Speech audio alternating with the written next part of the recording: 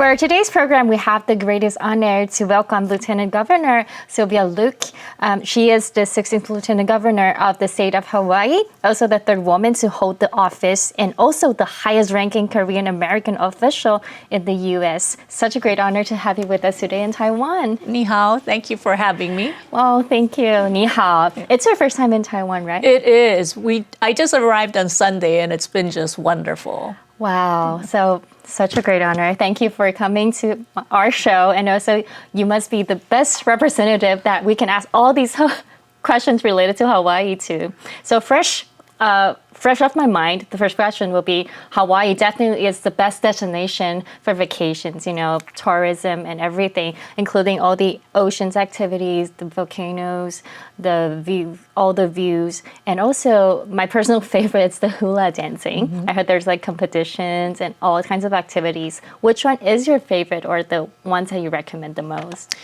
For your question, Hawaii is an island state, just like Taiwan, but we have many islands. We have the big island where the active volcano is. We have Maui. We have Oahu, which is the most developed, and Kauai. If you want to really experience how Hawaii is, I would recommend that you not only stay on one island, you should venture out to visit all the islands. Every island is very unique, and you can enjoy different type of culture, different type of just natural beauty, and it's very different on every island. So on the different islands, we know that different islands can present a very different characteristic to different tourists. And because of all these different unique attractions, there also might be causing the problem of, over-tourism. Especially after COVID, everyone wants to go out, wants to see the mountains, wants to see the ocean, wants to breathe fresh air. Hawaii is the best destination for this choice, but also brings so much pollutions and environmental destruction. So what are the government's their solution for these type of causes by tourism? These are similar things that are very similar to Taiwan. So I know certain communities, even in Taiwan, they're concerned about over-tourism as well. For the state of Hawaii, as I said, we are an island state. I would say the most western island, which is Kauai, the least developed island, provides such natural beauty. But because people wanted to experience that nature, people wanted to experience how Hawaii is before it was really developed on other islands, a lot of tourists went to Kauai. There's a special beach on Kauai, on the northernmost point of Kauai. And that beach was so overrun with visitors that by 10 a.m., a lot of our toilets and a lot of our public places were overrun. And that led to a lot of residents feeling not very supportive of the tourism industry, and also at the same time, it didn't have a good visitor experience because of traffic and because of a significant amount of overcrowding just in this one really beautiful beach area. What we did during COVID was that because right after COVID, we were able to reset because we didn't have too many visitors or very little visitors. We set up a reservation system and we put a quota in so that the number of tourists who visit that area, there was a certain number that was limited, and you could only access it through a reservation system, and you couldn't drive into the facility. You had to catch the shuttle bus, and certain number of slots every day was saved for local residents. And money generated from that arrangement through shuttle service, through the reservation system, it went right into the community to help the community build and community to appreciate and share some of our Native Hawaiian practices and culture. That's a brilliant idea. Yeah, and then so that is an example we're trying to use on all the other islands as well. So for instance, there's one location on Oahu called Hanauma Bay. Hanauma Bay is where you can go and you can just walk not even about 2 feet into the water or about a foot into the water, and there will be all these fish coming up, and then they want you to feed them, and it's just such a great experience. Next time you come, you should come to Hanauma Bay. But again, because we had so many visitors going to Hanauma Bay, the fish population depleted and it really impacted our ecosystem. So even there, we have a reservation system and you need not just a reservation, there's a fee and you have to watch a video just to educate people about what's going on. So I think that's a great lesson for Taiwan's government as well. When you have an issue that you have to solve, it's easier for you to just face it, deal with it with a system.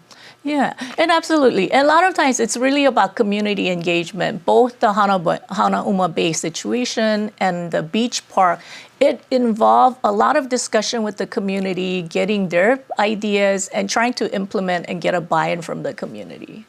So have their voices heard. Absolutely. Very important.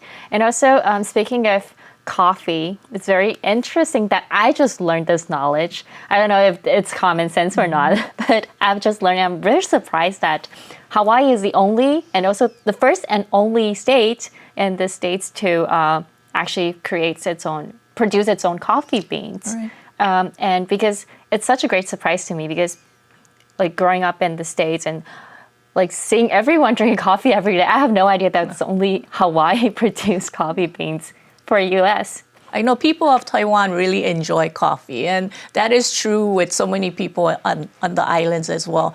Hawaii, as you recognize, is the only state in the United States that grow coffee. Because of our climate, because of our certain soil condition, we can produce coffee beans that have specialized, great tasting coffee. And I brought some samples for you. This is one of the manufacturers. And Kona Coffee, Kona is a specific place on our islands. It's on the Big Island, which is the western island. And so they Kona produce is Kona the name coffee. of a location. Yes, Kona is the name of the location. Such a famous location for coffee. Like when people think about Kona coffee, they think of like prestigious coffee. And Kona Coffee is it's well known and renowned, not just within our United States, but worldwide. And people look for Kona Coffee, and we are trying to make sure that the Kona Coffee brand is not just the taste, but just kind of the refinedness of the brand is kept.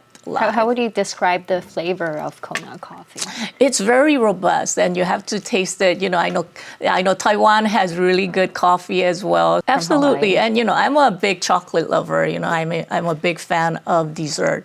So Hawaii is also the only state that grows cacao. Cacao is the bean that ends up making chocolate. That's another interesting point. Yeah, we have variations of chocolate, and we have different manufacturers within the state that produce chocolate. And their specialty a lot of times is the dark chocolate, which is somewhat semi-bitter, but it has a great chocolate taste. And we brought some samples for you to try so that, you can appreciate some of the things that we grow specifically on Hawaii. The last item that I brought is herbal tea. And the herbal tea, this is actually tea grown by one of the legislators in the state of Hawaii. And wow. So talented. Yeah, I know. In addition to all the policy work, they make this mamaki tea. And Taiwan also specializes in variety of great tasting tea.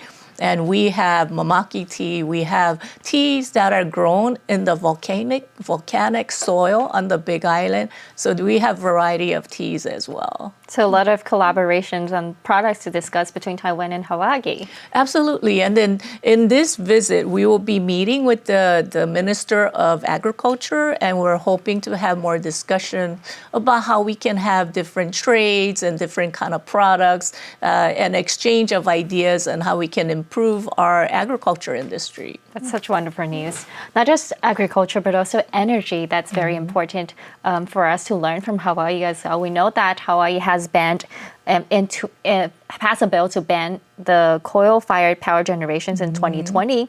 And also the last one was shut down, the last coal power plant shut down in 2022.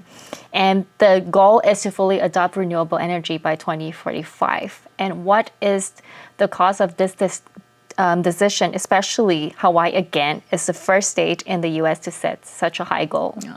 Just like Taiwan, because we live in an island, about 90% of what we either consume or we eat are imported. And that's a huge reliance on fossil fuel. And that's a huge reliance on outside forces for things that we buy, things that we use, things that we eat. And so one of the things that we try to do is make sure that our people, the people who live on Hawaii, becomes less dependent on fossil fuel and things that are imported.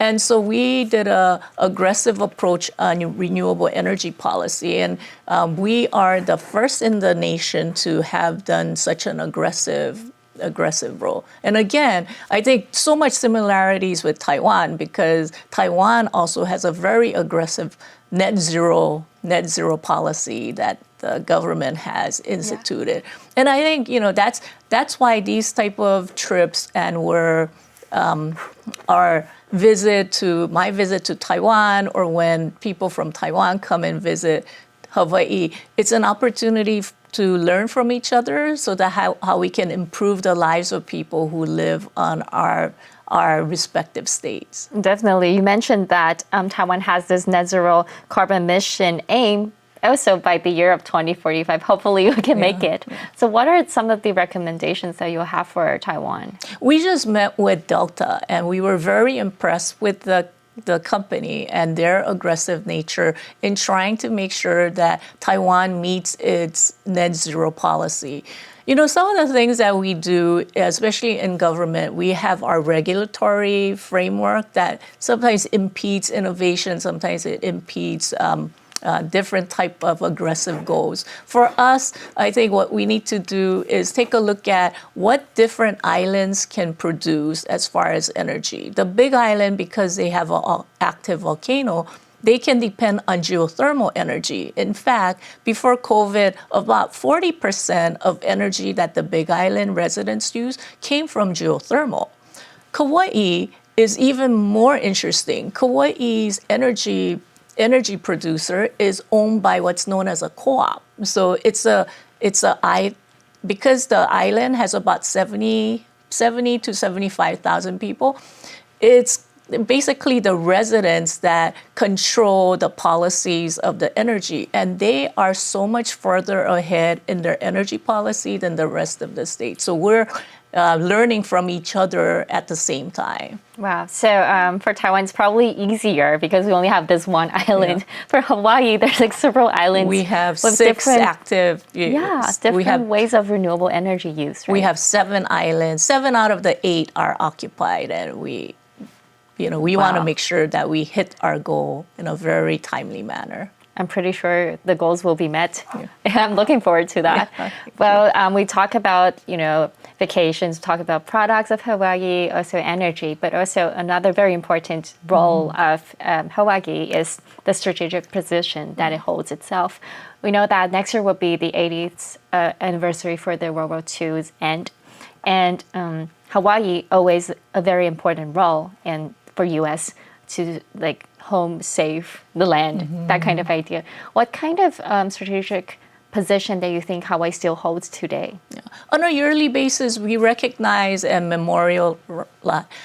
commemorate all the different wars. So we honor on our Memorial Day the different wars, Vietnam War, Korean War, and other difficult wars. The reason for the memorial and the commemoration is to just learn and just to make sure that those things won't happen again. And for our state and our nation, it's really important that some of these things is a reminder that we have to be active just to keep peace, not just in our nation, but in the Pacific region as well. Hawaii continues to play a very important role in national security because of our strategic location. We not only ensure national security, but we ensure peace in the entire Pacific region, including Taiwan and including what's going on in the Asian countries as well. So as we focus on the different threats that might be happening in the Pacific region, Indo-PACOM, which is our central military operation that is located right in Hawaii, takes a look at some of the things that is going on in the entire world. And it also seems that the U.S. government is shifting its strategic focus from the Middle East to the Pacific. And also we did aware that Hawaii has previously activated emergency status due to North Korea's missile crisis. So what role do you think Hawaii stands for the U.S. presence in East Asia's affairs? Yeah, so because of our strategic location, we continue to look at all threats. So for instance, there are situations that pop up more often than we think. And so I get briefed in certain situations where it needs our attention. But the state of Hawaii works very closely with our military partners, not just the Navy, not just the Army, but Indo-PACOM in general. And we have a conversation on a regular basis about how to keep peace in not just the United States, but in the Pacific region. Well, thank you so much for introducing us in all different faces of Hawaii. Now our audience gets to know Hawaii more better. And this is your first time in Taiwan. Please come back more and more in the future. It has been such a great experience, and I enjoyed every single moment of it. The people of Hawaii and people of Taiwan are very similar in that the people of Taiwan are just so gracious, and their hospitality, and they have this loving spirit. So we love every minute of it, and we love the food and the culture here. That's so wonderful to hear that. Thank you so much. Thank you. Thank you for Mahalo. joining us today.